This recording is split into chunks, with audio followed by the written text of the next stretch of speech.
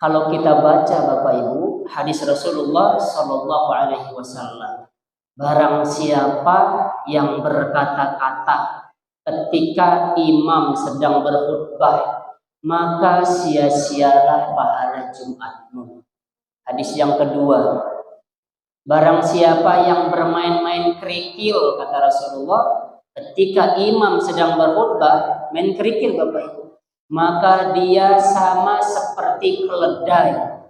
Jadi bapak-bapak, kan di sini mah masjid ini alhamdulillah sudah mewah, sudah bertingkat, pakai karpet yang empuk, alhamdulillah, tidak ada kerikil. Jadi kalau ada yang bertanya, kumaha atau Pak Ustadz, kalau nggak ada kerikil, ganti sekarang main HP.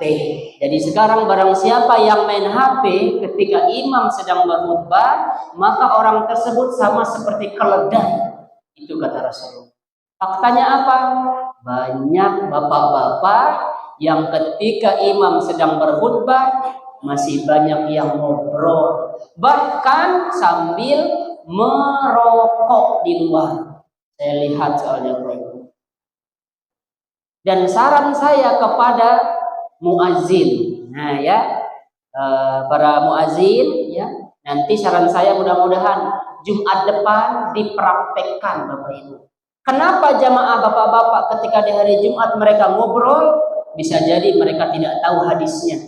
Jadi nanti kalau azannya, Kak Nur, Kak Herwan, nanti kalau azan, selain baca Arabnya, baca terjemahannya. Apabila imam sedang berkhutbah, dengarkan bapak-bapak, gitu aja nggak apa-apa, itu bagus.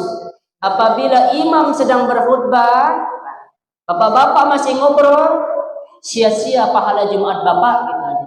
Selanjutnya, kalau mau Jumatan, pakai parfum, pakai Rexona, Bapak Ibu. Di bapak-bapak ya, pakai Rexona, jangan sampai kita takbir tebo ketek, karena banyak Bapak Ibu. Kenapa saya sampaikan ini? Pengalaman saya udah takbirnya yang di sebelah kanan tebau, kan jadinya kita tidak khusyuk dalam sholat kita, sehingga sholat kita tidak sempurna. Ya tuh 10 ayat ya gampang.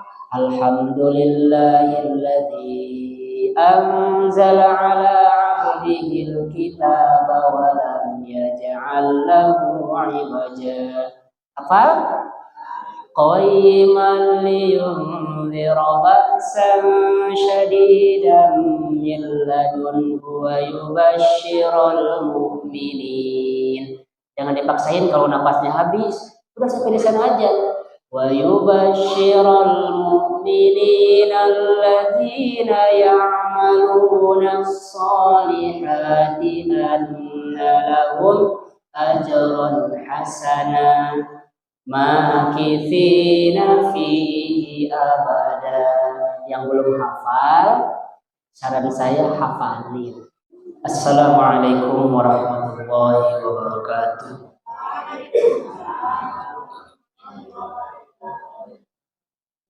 Innal hamdalillah nahmaduhu wa nasta'inuhu wa nastaghfiruh wa na'udzu billahi min shururi anfusina wa min sayyiati a'malina.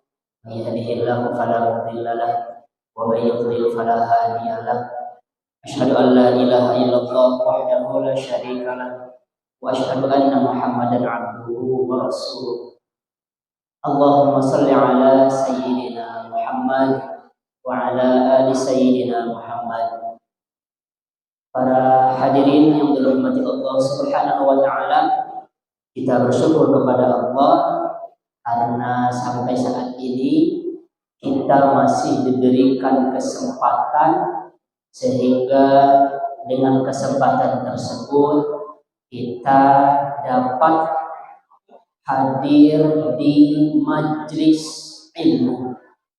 Kita bisa memperbaiki diri kita di sisa-sisa umur yang diberikan oleh Allah Subhanahu wa taala.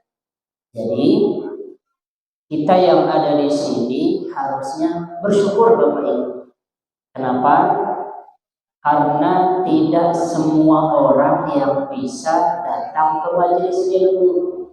Disebabkan oleh apa? Karena gangguan dan bisikan-bisikan iblis atau setan.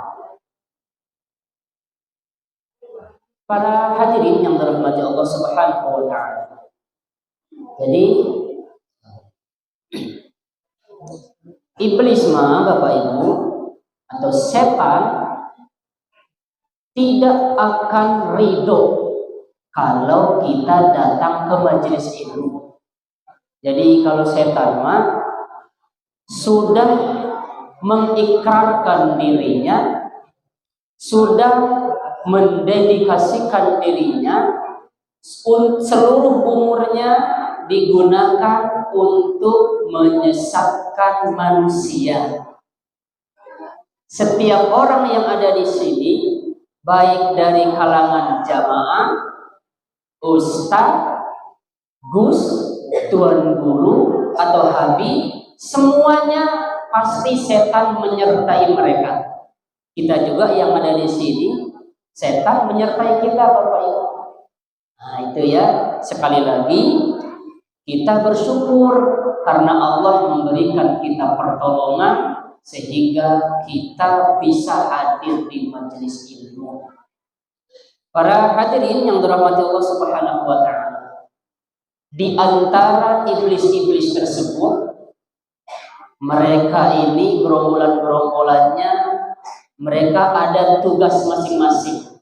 Yang pertama, ada setan yang tugasnya menggoda atau membisikkan ibu-ibu, bapak-bapak pengajian supaya ngobrol di majelis ilmu. Itu tugas setan, Bapak Ibu. Nah, jadi kalau masih ada yang ngobrol berarti setan berarti sudah menyertai dia. Bapak-bapak juga sama, kalau ngobrol itu tugasnya setan. Yang kedua, ada setan yang khusus menggoda manusia ketika sholat. Jadi kata setan Bapak Ibu, ketika ibu bapak mengatakan sudah mulai takbir, Allahu Akbar, apa kata setan? Ingat ini, ingat itu, hutang masih banyak, kontrakan masih belum dibayar, si A belum bayar, SPP dan lain sebagainya. Itulah tugas setan. Yang ketiga, setan yang paling keren. Ketika dia ditanya oleh ketua iblis, apa yang sudah kamu lakukan? Apa kata setan ini? Tidaklah saya meninggalkan seseorang atau tidaklah saya meninggalkan manusia kecuali dia bercerai. Itu tugas setan Bapak Ibu. Apa kata ketua iblisnya? Mantap. Kata ketua iblisnya, sesungguhnya kamu adalah pasukanku yang terbaik. Itu kata-kata ketua iblis. Jadi sehingga Bapak Ibu, yang namanya berumah tangga tidak ada baik-baik saja. Tidak ada Bapak Ibu ya. Umur ibu yang sekarang ya, umur bapak-bapak yang sekarang sudah sekian tahun menikah, tidak mungkin tidak ada permasalahan dalam berumah tangga. Pasti ada kan ya? Itulah tugas setan Bapak Ibu. Ketika setan sudah berhasil membuat orang bercerai, istri bercerai dengan suami dan sebaliknya Bapak Ibu, diacungkan jempol oleh ketua iblis ini dan disuruh duduk di samping ketua iblis. Kamu adalah pasukanku yang terbaik. Itu ya. Dan ada juga setan yang bertugas menggoda orang-orang yang kaya.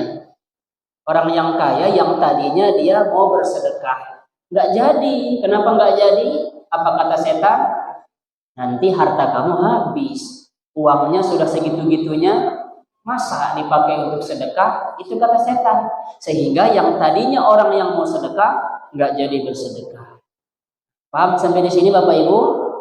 Nah, jadi kalau masih ada yang ngobrol ketika ada pengajian, berarti setan sudah ada dalam diri kita, udah siap. Setan itu Bapak Ibu bukan hanya di WC saja. Setan bukan hanya di tempat umum. Justru setan juga banyak berada di masjid-masjid. Termasuk kebiasaan Biasanya di hari Jumat, Bapak Ibu. Hari Jumat ketika imam sedang berkhutbah, masih banyak bapak-bapak yang ngobrol. Ibu-ibu mah nggak ada yang ngobrol, Bapak Ibu. Ibu-ibu mah hari Jumat ketika imam sedang berkhutbah nggak ada yang ngobrol karena di rumah. Nah, kan di rumah. Kalau ibu-ibu mah nggak sholat Jumat ya, sholat zuhur di rumah. Nah, kalau kita baca Bapak Ibu hadis Rasulullah Shallallahu Alaihi Wasallam, barang siapa yang berkata-kata ketika imam sedang berkhutbah, maka sia-sialah pahala Jumatmu. Hadis yang kedua, barang siapa yang bermain-main kerikil, kata Rasulullah, ketika imam sedang berkhutbah, main kerikil Bapak Ibu, maka dia sama seperti keledai.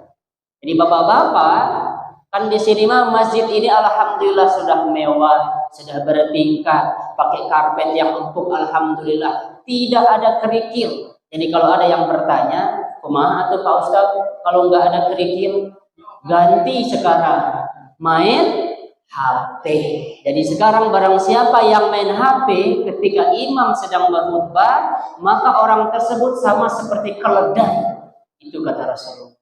Faktanya apa? Banyak bapak-bapak yang ketika imam sedang berkhutbah masih banyak yang ngobrol, bahkan sambil merokok di luar. Saya lihat soalnya ini teguran. Buat apa atau hari Jumat? Datang hari Jumat yang padahal ketika orang datang ke masjid untuk melakukan sholat Jumat, yang sebelumnya dia mandi, lalu kemudian dia bersih-bersih, pakai parfum, kecuali Allah mengampuni dosa-dosanya hari ini dan Jumat yang akan datang. Itu apa Ibu ya? Dan ini informasi buat bapak-bapak. Rasulullah Shallallahu Alaihi Wasallam bersabda, barang siapa atau mandi di hari Jumat itu wajib bagi laki-laki yang sudah balik. Wajib, Bapak. Nah, ini buat laki-laki terutama ya, yang sudah balik ini wajib mandi Jumat. Bukan hanya mandi junub doang Bapak Ibu, mandi Jumat itu wajib. Baca di kitab-kitab fikih, apalagi kalau kita baca kitab Bulughul Maram, di sana disebutkan bahwa wajib mandi Jumat bagi laki-laki yang sudah balik. Jadi ada yang perlu kita perhatikan di hari Jumat. Ibu catat, Bapak catat baik-baik ya. Yang pertama di hari Jumat itu kita disunnahkan untuk bebersih. Potong kuku Bapak Ibu, cabut bulu ketiak, jangan dibiarin melambai-lambai. Bulu ketiaknya dicabut Bapak Ibu ya. Mohon maaf, bulu kemaluan juga digunting Bapak Ibu. Nah Ibu jangan malu ya bertanya hal demikian. Ini mah masalah fikih mah harus dijelaskan supaya kita yang mengatakan cinta kepada Rasulullah harusnya kita melakukan sunnah Nabi Sallallahu Alaihi Wasallam. Lalu selanjutnya yang harus kita perhatikan di hari Jumat itu adalah jangan lupa sunnahnya ya, membaca surat apa? Alhamdulillah surat Al-Kahfi. Baca Bapak Ibu. Tapi alhamdulillah di Masjid Al-Jihad membaca surat Al-Kahfi. Tapi sesekali saran saya, surat Al-Kahfi dulu baru surat Yasin. Jangan surat Yasin terus, setelahnya surat Al-Kahfi. Sekarang mah dibalik, sesekali ya, surat Al-Kahfi dulu baru surat Yasin. Sebab apa Bapak Ibu? Kalau kita baca semua kitab-kitab hadis tentang surah Yasin, semuanya hadisnya lemah. Tapi tidak apa-apa yang namanya juga baca Quran, tetap kita dapat pahala. Nah, yang salah itu kita harus khususkan. Pokoknya khusus di malam Jumat sekian fadilahnya. Kalau kita baca kitab-kitab hadis semuanya Bapak Ibu ya, kutub sittah semua kitab-kitab hadis itu hadisnya lemah. Yang sahihnya adalah hari Jumat atau malam Jumat kita baca surah Al-Kahfi. Dan secara umum semua surat yang ada Al-Quran silahkan dibaca. Daripada tidak baca Quran, lebih baik baca surah Yasin. Itu maksudnya guru-guru kita, Bapak Ibu. Makanya saran saya sesekali surat Al-Kahfi dulu, lalu surat Yasin. Pekan depannya surat Yasin, kemudian Al-Kahfi. Al-Kahfi minimalnya berapa ayat? 10 ayat. Sudah hafal 10 ayat? Kalau surah Yasin mah pasti kita sudah hafal apa? Yasin wal Qur'anil Hakim innaka laminal mursalin. Anak-anak SD udah pada hafal. Kenapa surah Al-Kahfi tidak hafal? Karena jarang dibaca. Kenapa? Barangkali ayatnya panjang kali ya, 110 ayat.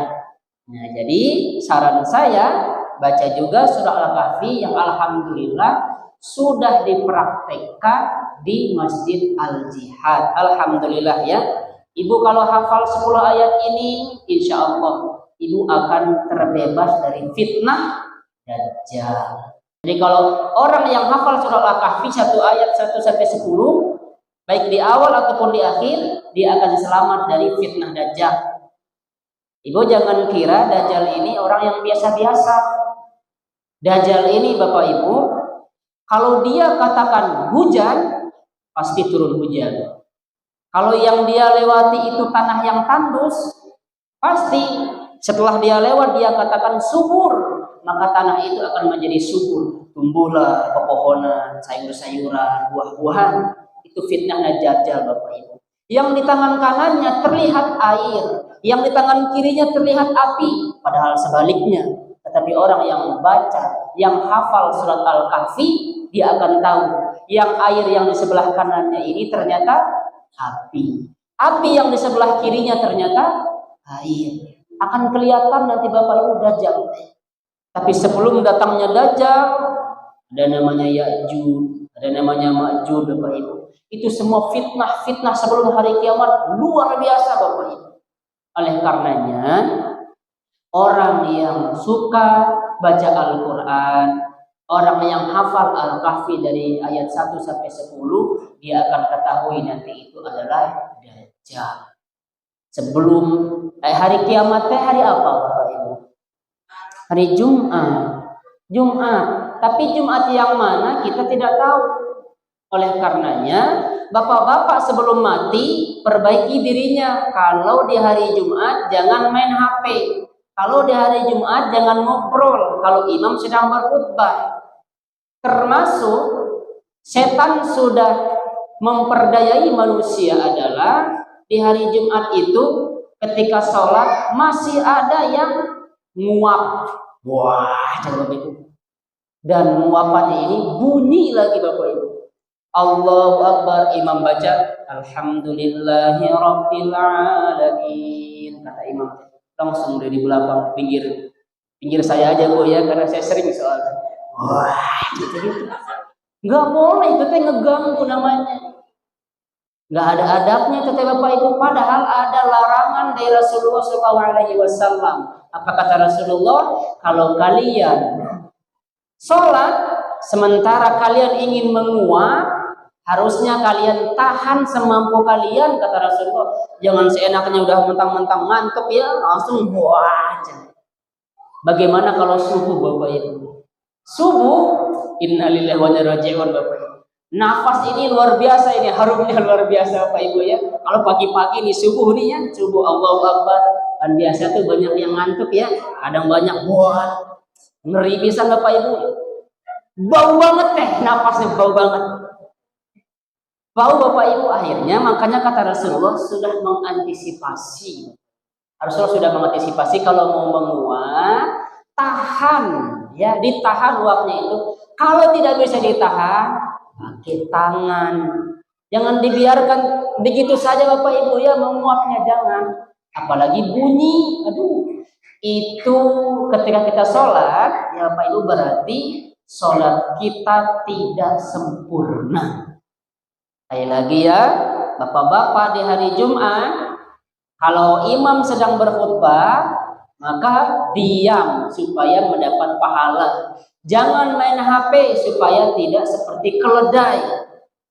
Dan saran saya kepada muazin, nah ya, para muazin ya, nanti saran saya mudah-mudahan Jumat depan dipraktekkan Bapak Ibu. Kenapa jamaah bapak-bapak ketika di hari Jumat mereka ngobrol, bisa jadi mereka tidak tahu hadisnya.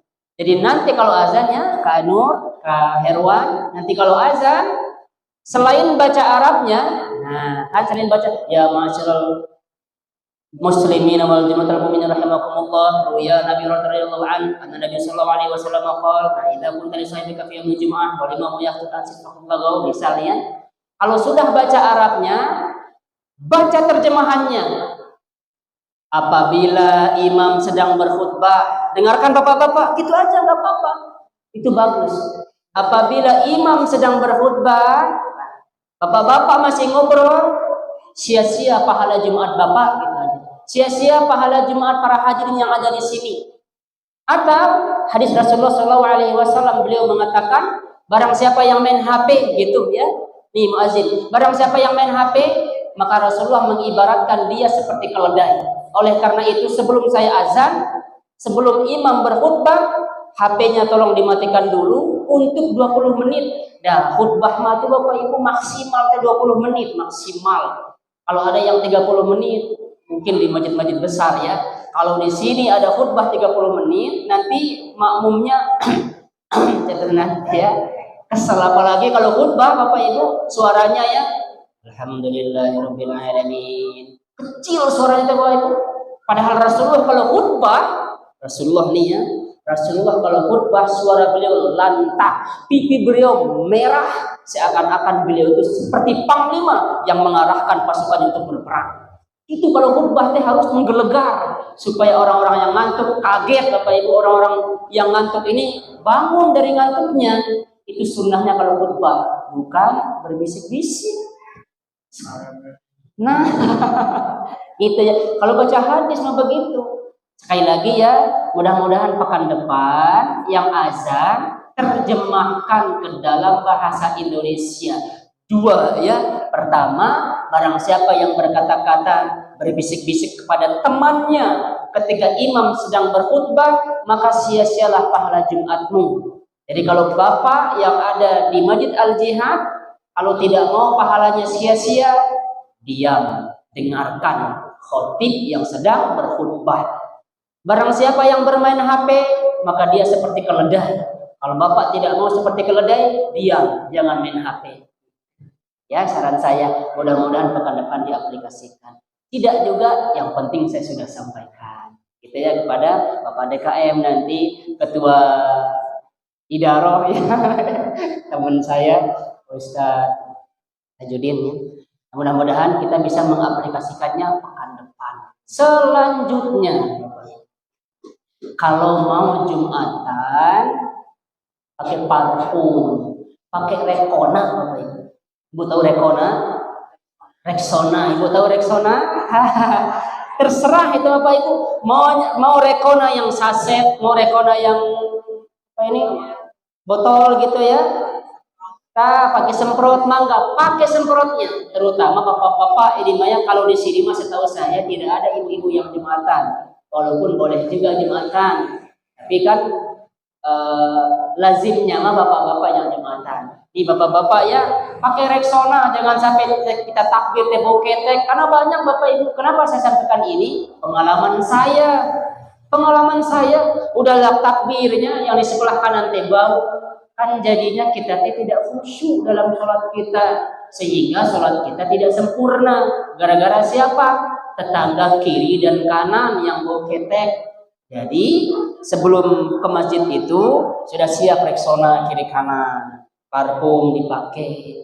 Masa pergi ke mall, ke kondangan harum? Ini mah masya Allah undangan dari Allah tapi bau ketek. Ini manusia yang undang, oh mau Pak Presiden yang undang, pakai baju yang paling bagus, parfum yang paling mahal, Rexonanya banyak. Akhirnya ketika dia lewat 5 meter sudah kecium Bapak Ibu harumnya. Masya Allah, ini parfum siapa nih, ini harumnya. Ke masjid mah bau. Kita tidak adil Bapak Ibu. Sekali lagi, di hari Jumat Bapak Ibu, barang siapa yang membaca surah Al-Kahfi, maka dia akan mendapatkan cahaya ketika dia membaca surah Al-Kahfi tersebut sampai Jumat depannya. Dia akan diberikan pertolongan oleh Allah sampai Jumat depannya. Ya itu 10 ayat gampang. Alhamdulillahilladzi anzala ala 'abdihil kitaba wa lam yaj'al lahu 'iwaja. Apa? Qayyiman liyunzira ba'san syadidan min ladunhu wa yubashshiral mu'minin. Jangan dipaksain kalau napasnya habis. Udah sampai di sana aja. Wa yubashshiral mu'minina alladzina ya'maluna as-solihati anna lahum ajran hasana makithina fihi abada. Yang belum hafal, saran saya hafalin. Ya, jangan Yasin doang yang kita hafal. Coba deh Yasin mah kita udah hafal dari dulu sebelum SD kita sudah hafal Bapak Ibu. Itu pentingnya ya, alhamdulillah. Jasa dari guru-guru kita, walaupun secara tidak langsung mereka menyimak kita, kita hafal. Ya. Itu Bapak Ibu ya, mudah-mudahan kita hafal surah Al-Kahfi minimal ayat 1 sampai 10. Waktunya sudah habis.